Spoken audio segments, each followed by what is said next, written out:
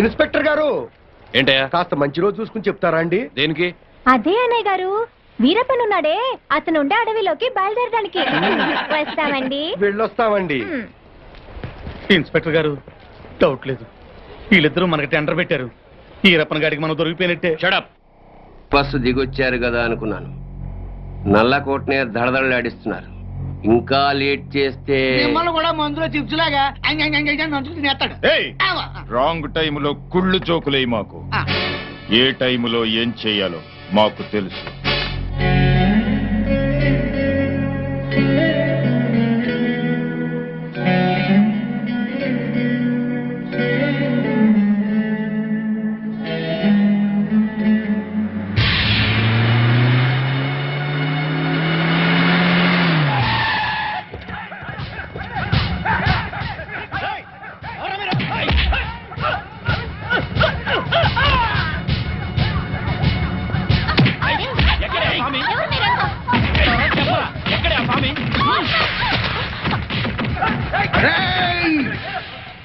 నన్ను చంపడానికి వచ్చి ఆడబడుచుల మీద చేయి చేసుకుంటారా చవట్టంలారా?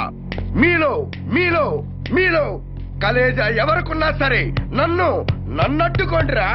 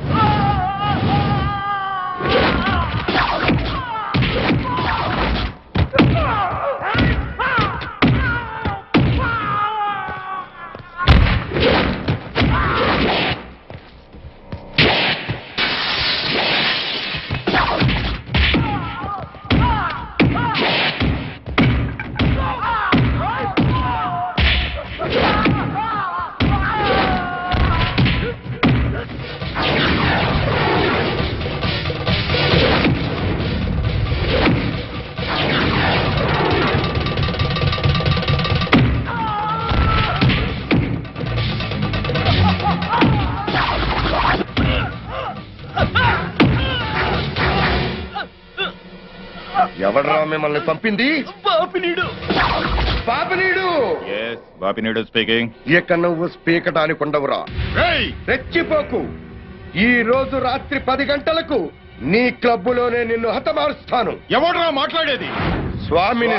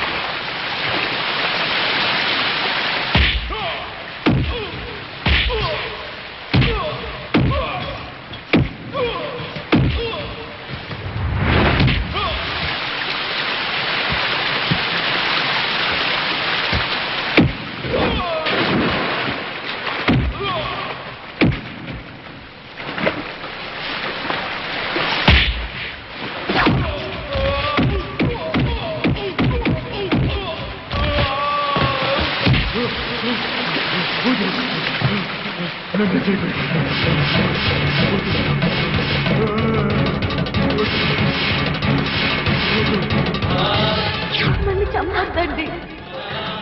మా ఊరికి వెళ్ళిపోతాం, మా అన్నయ్య దగ్గరికి వెళ్ళిపోతాం.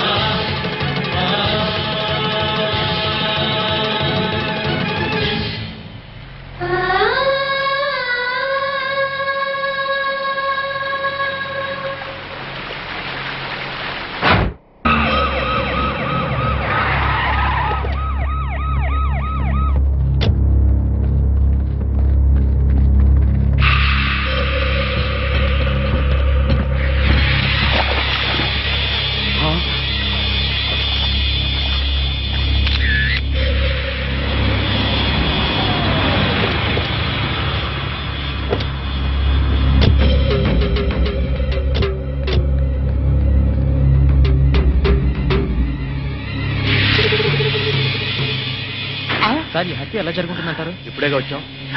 కోటేశ్వరరావు గారు మీరేం కంగారు పడకండి, మనం పోలీస్ సెక్యూరిటీ పెట్టించుకుందాం. పోలీసులు ముఖ్యమంత్రిని కాపాడడానికి నాన్న పాటలు పడతా ఉంటే ఇంక మిమ్మల్ని ఏం కాపాడతారండి? కరెక్ట్ గా చెప్పావురా బామ్మర్ది. నా థింకింగ్ ఎప్పుడు కరెక్ట్ గానే ఉంటుంది బావా. అందుకే ఓ 25-30 లక్షల రూపాయలు నా పేరును పెట్టేవనుకో, ఓ చిన్న ఇల్లు కొనుక్కుని చచ్చిపోయినోడు పెద్దదినన్నాడు స్టీల్ గ్లాస్ మీద పేరు రాయించుకున్నట్టు నా ఇల్లు మా బావ ధర్మం అని నీ పేరు రాయించుకుంటాను బావా. మంచి చెడు లేకుండా నోటికి ఏదో ఒకేయటమేనా?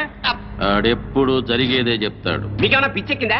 బాలవాక్కు బ్రహ్మవాక్కు అని బామ్మది వాక్కు బ్రహ్మవాక్కు ఏమిటండి? ఏయ్ బామ్మర్ది, ఆ స్వామి వాడి పెళ్ళాం పోతే ₹1,00,00,000 రాయించు, నేను పోతే ఆస్తి మొత్తం రాయించుకోరా. అయినా నీకేం కాదులే బావా, 100 ఏళ్ళు బతుకుతావు. బావమరిది అంటే బ్రతకూరేవాడు అని అర్థం. బతకగోరేవాడు అయితే ఆస్తి ఎందుకు రాయమంటావు? నేను బతకూరినంత మాత్రం మా బావ బతుకుతాడు. ఆ స్వామి బతకనివారు కదా.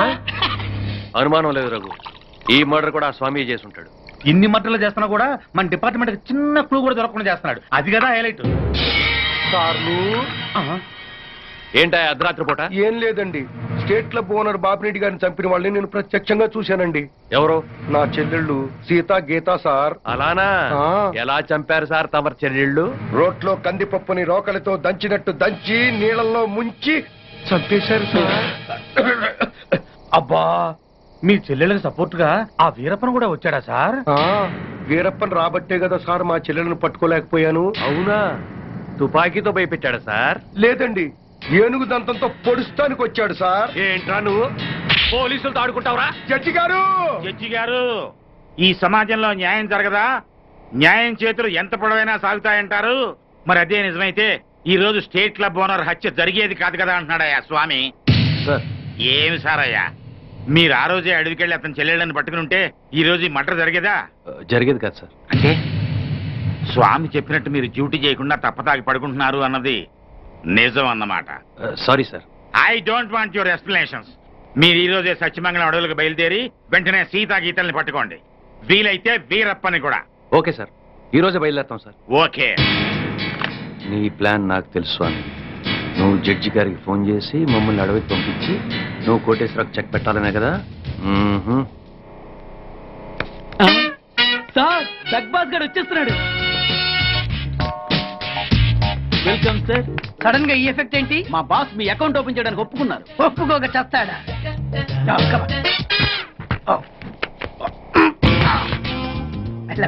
Thank you. అయ్యి బాబోయ్, 2 కోట్లు. ఈ కోట్లు బాడీ మీద వేసుకోవడానికి పనికి వస్తాయేమో కానీ ఆ దీలో వేయడానికి పనికి.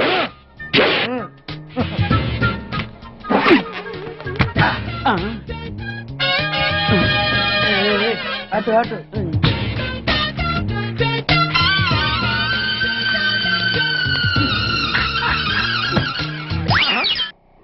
$10 ఈ 10 పైసలు ఆర్డీ చేయాలి. 10 పైసలు ఆర్డీలో వేయటం ఏంటయా? ఏ 10 పైసలు డబ్బులు కాదా?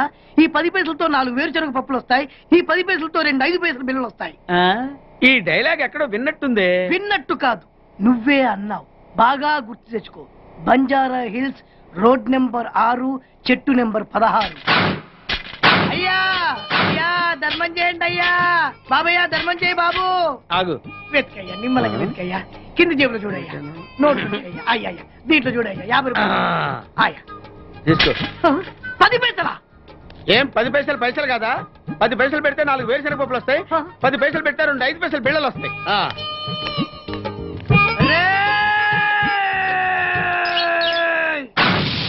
గుర్తొచ్చిందా?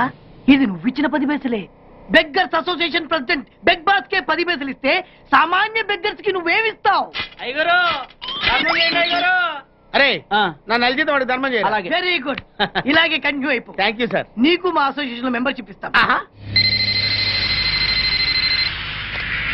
హలో రేయ్ కోటేశ్వరరావు, నిన్నీ రోజే చంపబోతున్నాను. ఎవడ్రా మాట్లాడేది? స్వామినిరా, నువ్వెక్కడైనా దాక్కో, ఎంతమందినైనా కాపలా పెట్టుకో, కానీ నా చేతిలో నీ సావు తప్పదని తెలుసుకో. Raghu, yes sir. మన వాళ్ళందరినీ అలర్ట్ గా ఉండమని చెప్పు. Okay sir. నేను వెళ్ళి కోటేశ్వరరావు గారిని చూసాను. అలాగే సార్. ఓకే.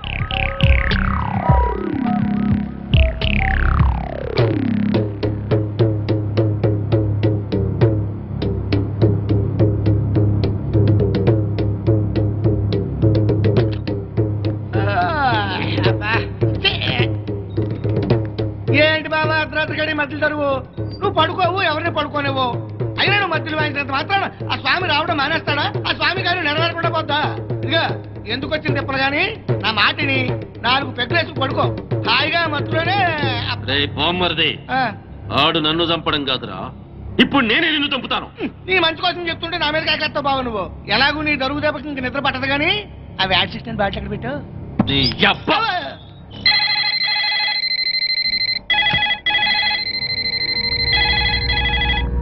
కోటేశ్వరరావు గారు లిఫ్ట్ చేయండి.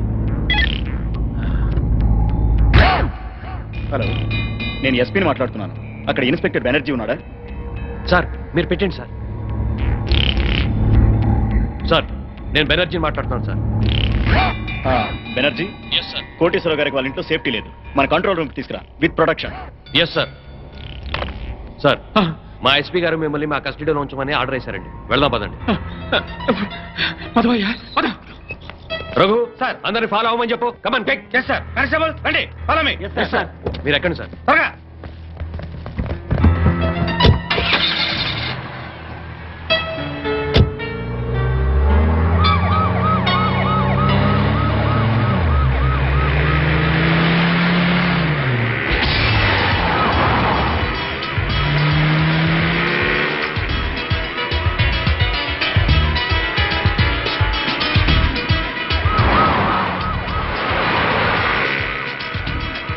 రేయ్ పాండు, సార్ వచ్చేస్తున్నా సార్, మీ దగ్గరలోనే ఉన్నా.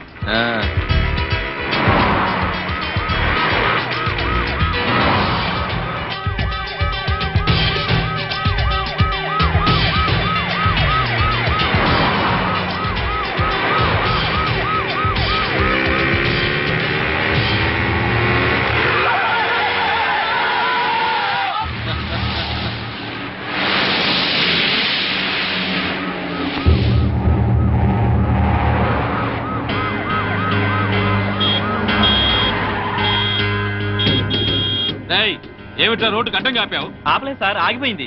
సర్లే తొందరది. అలాగే సార్. 420. Yes sir. వెనకాల 9999 వస్తుందని చూడు. వస్తుంది సార్, మనల్ని ఫాలో అవుతుంది. అప్పుడప్పుడు చూస్తూ ఉండు. పని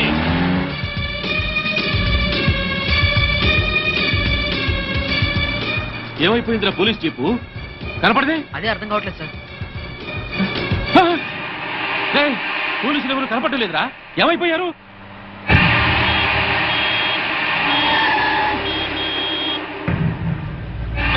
మళ్ళీ వీడెవడరా రోడ్డుకి అడ్డంగా పెట్టాడు? ఇదేమన్నా పార్కింగా? నీ బాబుగారు రోడ్డు అనుకున్నావా? పోరంబోకు ఆక్రమించావేట్రా? ఏంద్రా, ఏ వినపట్లా? ఏంది అట్టా చూస్తానా?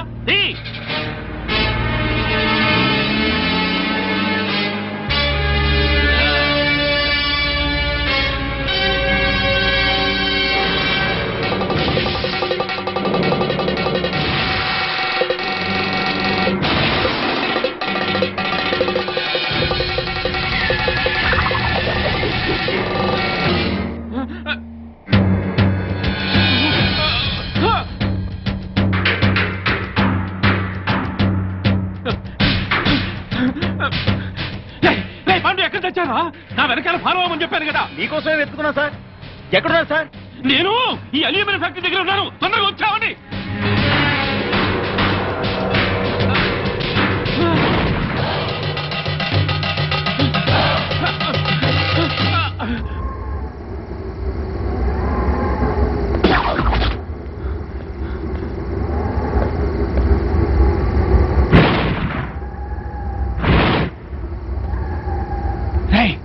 ఎక్కడున్నారా? మీరెక్కడున్నారు సార్? ఫ్యాక్టరీ లోపల ఉన్నా.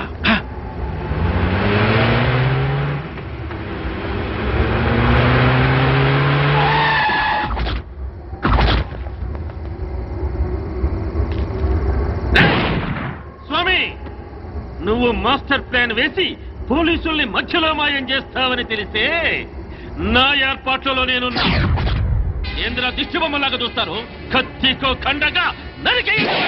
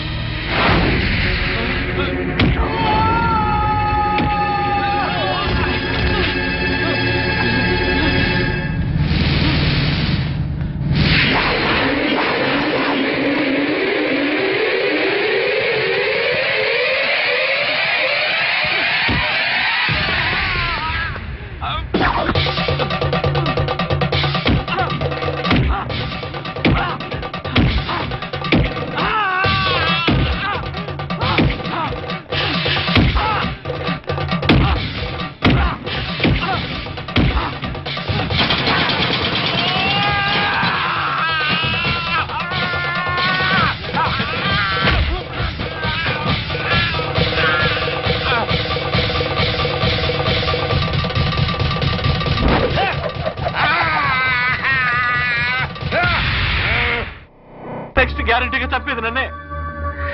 నీ మాట విని ఆ పోస్ట్ మార్టం రిపోర్ట్ తప్పుగా రాసిచ్చి నా ప్రాణం ఎదుగు తెచ్చుకున్నాను రా.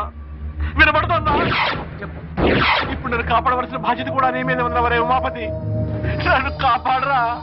సరేరా, ఇప్పటిదాకా ఈ కేసులో నా మాటే ఉన్నావు కాబట్టి ఇప్పుడు కూడా నా మాటే విని వెంటనే వెళ్ళి ప్రెస్ మీట్ పెట్టు. ప్రెస్ మీటా? Press meet ఏమిటరా?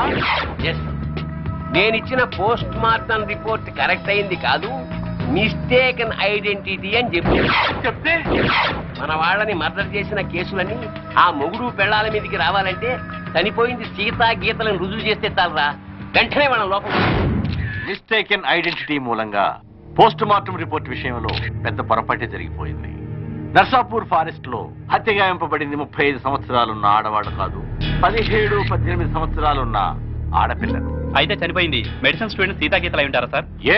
100%, 100కి 100 చనిపోయింది సీతాగీతలే. No doubt about it. నా వలన జరిగిన ఈ పొరపాటును క్షమించమని ప్రజలను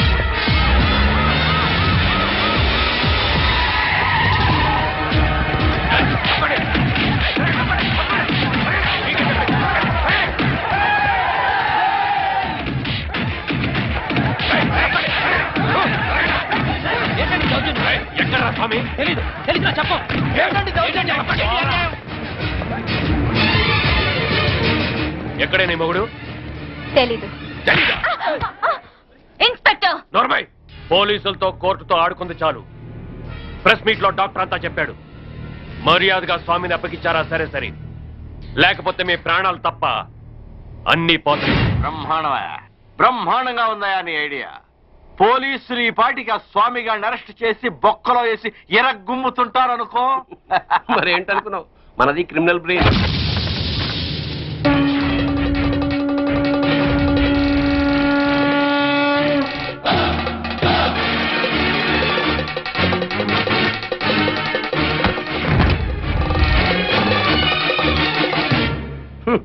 నీ క్రిమినల్ బ్రెయిన్ తోనే ఈ సుబ్బారెడ్డి ప్రెస్ మీట్ పెట్టాడు. వీడికి నీకు సంబంధం లేదు సార్. వాడు డాక్టర్, నేను లాయరు. వీడు జస్ట్ నా క్లయింట్. పైగా వాడి క్యాష్ వేరు, నా క్యాష్ వేరు. ఈ కేసులో నిన్ను లాయర్ గా పెట్టుకుంటాను. అప్పుడు నేను నీ క్లయింట్నేగా. ఖచ్చితంగా నా క్లయింట్ అయిపోతారు సార్. అప్పుడు నన్ను కోర్టులో నిర్దోషిగా నిరూపించాల్సిన బాధ్యత నీదేగా. కాదని ఎవరు చెప్పారు సార్? అసలు మిమ్మల్ని హంతకులన్న విధవలు ఎవరండి? మీకు ఆ హత్యకి ఎటువంటి సంబంధం లేదు లేదు లేదు. ఇదే మాట రేపు కోర్టులో చెప్పడం ఏమిటి సార్? మిమ్మల్ని నిర్దోషిగా నిరూపిస్తాను. మాట నిలబెట్టుకో. దిగారు మెట్లెక్కిందా? వాడిని నువ్వు బయటికి తీసుకురావడం ఏమిటిరా? వాడా? నా క్లయింట్లు పట్టుకుని వాడు వీడు అంటావురా? అసలు ఎవరనుకున్నారా? ఎవరనుకున్నావు? సామంటే సాక్షాత్ శంకరాచార్య, ఈయనే మహాత్మా గాంధీ, ఈయనే గౌతమ బుద్ధుడు, ఈయనే స్వామి వివేకానంద. ఆయన శ్రీమతి ఎవరనుకుంటున్నావు? ఎవర్రా? మానవతామూర్తి, మానవతామూర్తి, మానవతామూర్తి, మానవతామూర్తి, మానవతామూర్తి, మానవతామూర్తి. మానవతామూర్తి? అవును సార్. ఈ హత్యలకి నా క్లయింట్లు వేణుగోపాల స్వామి, కనక మహాలక్ష్ములకి ఎటువంటి సంబంధము లేదు. నా క్లయింట్లు నిర్దోషులు సార్. పోలీసులు వీళ్ల మీద తప్పుడు కేసులు బనాయించి అనవసరంగా కోర్టుకి ఇచ్చారు. బియ్యంలో రాళ్లు కలిపితేనే నేరం అనుకునే ఈ దంపతులు అసలు మనుషుల ప్రాణాలని ఎలా తీయగలరు సార్? ఇంతకు ముందు కేసుల్లో ఈ దంపతులకు నువ్వు వ్యతిరేకంగా వాదించావు కదయ్యా. పైగా ఆనంద్, కోటేశ్వరరావు, బాపినేని గారు నిర్దోషులన్నావు. అప్పుడు ఆ కేసులో వాళ్ళది న్యాయం అనిపించింది సార్. ఇప్పుడు ఈ కేసులో వీళ్ళది న్యాయం అనిపిస్తోంది.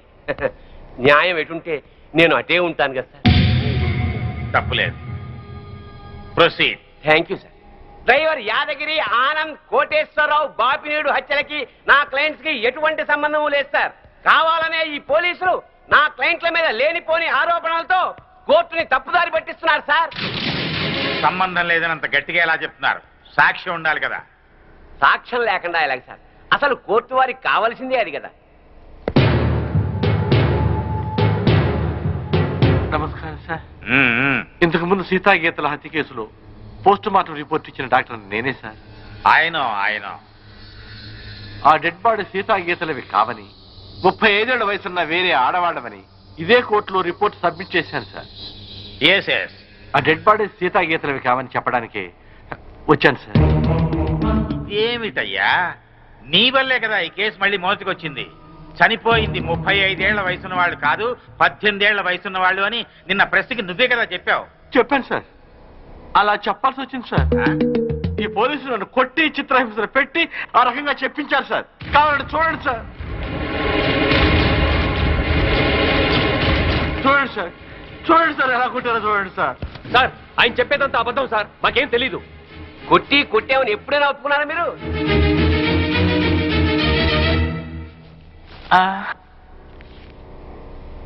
మిమ్మల్ని కొట్టి మీ చేత అబద్ధం చెప్పించాల్సిన అవసరం పోలీసులకే ఉందండి. చాలా ఉంది సార్.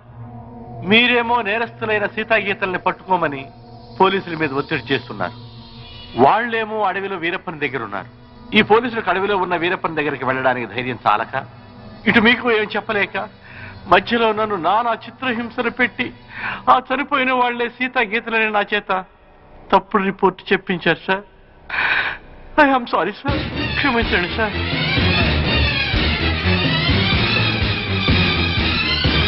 ఒక బాధ్యత గల ప్రభుత్వ డాక్టర్గా అప్పుడు ఇప్పుడు ఒకే మాట నిలబడుతున్నాను సార్. కోర్టు ముందు ప్రవేశపెట్టిన డాక్టర్ గారి సాక్ష్యాన్ని పరిగణనలోకి తీసుకుని కోర్టుని తప్పుదారి పట్టించిన ఈ ఇన్స్పెక్టర్ మీద ఎస్ఐ మీద చర్యలు తీసుకుంటూ అమాయకులైన నా క్లయింట్లకి న్యాయం జరిపించవలసిందిగా కోర్టు వారిని సవినయంగా కోరుకుంటుంది.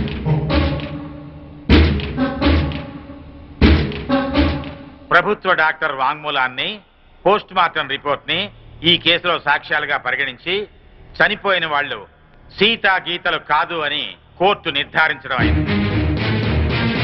డ్యూటీని సక్రమంగా చేయని పోలీసుల్ని గట్టిగా మందలిస్తూ అడవిలో ఉన్న సీతా గీతల్ని వెంటనే పట్టుకోవాల్సిందిగా పోలీస్ డిపార్ట్మెంట్ ని ఆదేశించడం అయింది. ఈ కేసులో స్వామి కనకమహాలక్ష్మి నిర్దోషులు అని తీర్పు చెప్పడం అయింది.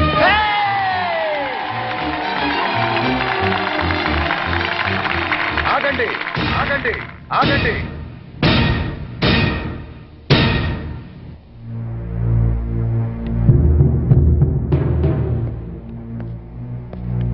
సార్, ఎస్, ఈ కేసులో నేను నా భార్య నిర్దోషులమేగా? ఎస్, జడ్జిమెంట్ ఇచ్చా కదా. ఇప్పటి వరకు జరిగిన హత్యలకు మాకు ఎటువంటి సంబంధము లేదు కదా సార్? అదే కదా నేను తేల్చింది.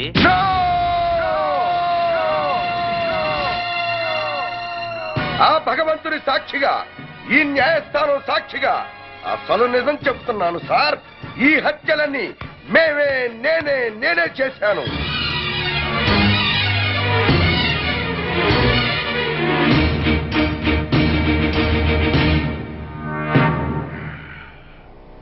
క్షమించండి సార్, నేను నా భార్య కలిసి అందరినీ చంపాం. మేము హంతకులం సార్. అయినా సరే లాయర్ గారి చాతుర్యంతో, డాక్టర్ గారి సహకారంతో మేము నిర్దోషులుగా బయటికి వెడుతున్నాం సార్. సామాన్యులమైన మాలాంటి వాళ్లే కోర్టుని మోసం చేసి వెళ్లిపోతుంటే ఇక డబ్బున్న వాళ్ళు, గూండాలు, రాజకీయ నాయకులు కోర్టుల కొత్త వారిళ్లకు వచ్చినట్టు వచ్చి నిర్దోషులుగా వెళ్లిపోతున్నారు సార్. ఇది న్యాయమేనా సార్? బజార్లో సిగరెట్లు కొనుక్కున్నట్టు, కిళ్ళీలు కొనుక్కున్నట్టు సాక్షుల్ని కొనుక్కుని మీ ముందు పెడుతుంటే వాటిని బట్టి తీర్పు చెప్పటం ఎంతటి అన్యాయం సార్. ఈ న్యాయస్థానంలో తప్పు చేసిన వాడికి శిక్ష పడుతుందనే భయమే ఉంటే ఆ దుర్మార్గులు నా చెల్లెళ్ళు ఇంత కిరాతకంగా చంపేవాడు కాదు సార్. నేను చేస్తున్న ఈ న్యాయ పోరాటం నా చెల్లెళ్ళ గురించి కాదు సార్. ఈ భారతదేశంలో ఎందరో అక్క చెల్లెళ్ళు అన్యాయాలకు, అక్రమాలకు బలైపోతున్నారు సార్. అలా జరగకుండా ఉండాలంటే ఈ న్యాయ వ్యవస్థను ప్రక్షాళన చెయ్యాలి సార్, ప్రక్షాళన చెయ్యాలి. సాక్ష్యాలను బట్టి కాదు సార్, నిజాలను బట్టి తీర్పు చెప్పండి. ఆ దేవుడే దిగి వచ్చి మర్డర్ చేశాడని నిరూపించగలరండి కొందరు లాయర్లు. తాము వాదించేది తప్పని తెలిసి కూడా న్యాయస్థానాన్ని తప్పుదారి పట్టిస్తున్న ఆ న్యాయవాదులకు వేయండి సార్ శిక్ష.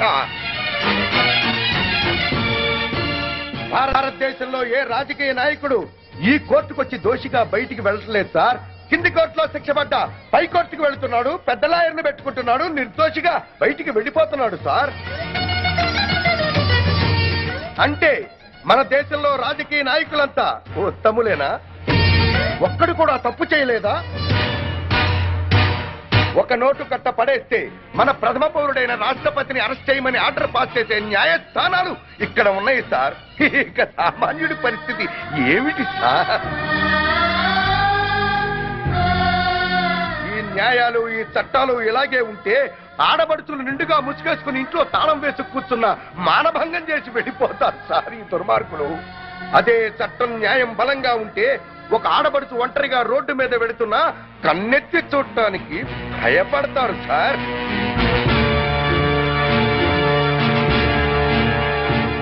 మీ ఐపీసీలో అచ్చు తప్పులు కాదు సార్, కొన్ని అచ్చంగా మాత్రమే ఉన్నాయి. చిన్న పిల్లలు చదివే పాఠ్య పుస్తకాల్లో అచ్చు తప్పులు ఉంటే అదేదో పెద్ద తప్పుగా భావించి వెంటనే వాటిని సరిచేస్తున్నారే. మరి మీ న్యాయశాస్త్రంలో తప్పుల్ని ఎందుకు సరిచెయ్యరు సార్? మేధావులు లేక న్యాయం జరుగుతుందోనన్న భయమా? నేను చేసింది నేరం, కానీ మీ న్యాయశాస్త్ర ప్రకారం నేను నిర్దోషిని. మార్చండి సార్. ఆ మార్పు నాతోనే మొదలు పెట్టండి. ఏ శిక్షకైనా సిద్ధంగా ఉన్నాను. సాక్ష్యంతో కాక నిజాన్ని బట్టి తీర్పు చెప్పండి సార్. న్యాయస్థానంలో న్యాయం జరుగుతుందని ప్రజలకి నమ్మకం కలిగించండి సార్. నమ్మకం కలిగించండి సార్. నమ్మకం కలిగించండి. న్యాయస్థానాలకైనా ప్రభుత్వాలకైనా మేము చేస్తున్న విజ్ఞప్తి ఒక్కటే. నేరం జరిగినప్పుడు మాత్రమే పోలీసులు నిద్ర మేల్కొని, ప్రభుత్వాలు హడావిడి చేసి, న్యాయశాస్త్రం తిరగేసి నేరస్తులకు ఎలాంటి శిక్ష వెయ్యాలి అని ఆలోచించే బదులు నేరం చేయాలన్న ఆలోచన వస్తే శిక్ష గుర్తుకు రావాలి. దానికి తగినట్లుగా న్యాయశాస్త్రాన్ని సవరిస్తే ఆనంద్ లాంటి నీచులు పుట్టుకురారని మా నమ్మకం.